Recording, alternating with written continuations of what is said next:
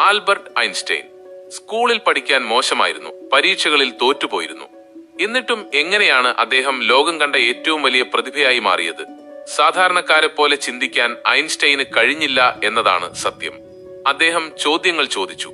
പ്രകാശത്തിന്റെ വേഗതയിൽ സഞ്ചരിച്ചാൽ എന്തായിരിക്കും സംഭവിക്കുക? ഈ ചോദ്യത്തിൽ നിന്നാണ് അദ്ദേഹത്തിന്റെ ആപേക്ഷികതാ സിദ്ധാന്തം പിറന്നത്. E=mc വർഗം. ഈ ഒരൊറ്റ സമവാക്യത്തിലൂടെ ഊർജവും ദ്രവ്യവും തമ്മിലുള്ള ബന്ധം അദ്ദേഹം ലോകത്തോട് വിളിച്ചു പറഞ്ഞു. ഈ സമവാക്യം പ്രപഞ്ചത്തിലെ ഏറ്റവും ശക്തമായ നിയമങ്ങളിൽ ഒന്നായി മാറി. ഐൻസ്റ്റൈൻ ഒരു സാധാരണ ശാസ്ത്രജ്ഞനായിരുന്നില്ല. മുഷിഞ്ഞ വസ്ത്രങ്ങളും ഒതുങ്ങാത്ത മുടിയുമായി നടന്ന ആ പ്രതിഭ ലോകത്തെക്കുറിച്ചുള്ള നമ്മുടെ കാഴ്ചപ്പാടിനെ തന്നെ മാറ്റിമറിച്ചു. സമയവും സ്ഥലവും പരസ്പരം ബന്ധപ്പെട്ടിരിക്കുന്നു എന്ന് അദ്ദേഹം തെളിയിച്ചു. നമ്മുടെ ചിന്തകളിൽ ഒരുപാട് ചോദ്യങ്ങൾ ചോദിക്കാൻ ധൈര്യമുള്ളവർക്ക് മാത്രമേ പ്രപഞ്ചത്തിന്റെ രഹസ്യങ്ങൾ മനസ്സിലാക്കാൻ കഴിയൂ എന്ന് അദ്ദേഹം തന്റെ ജീവിതം കൊണ്ട് തെളിയിച്ചു.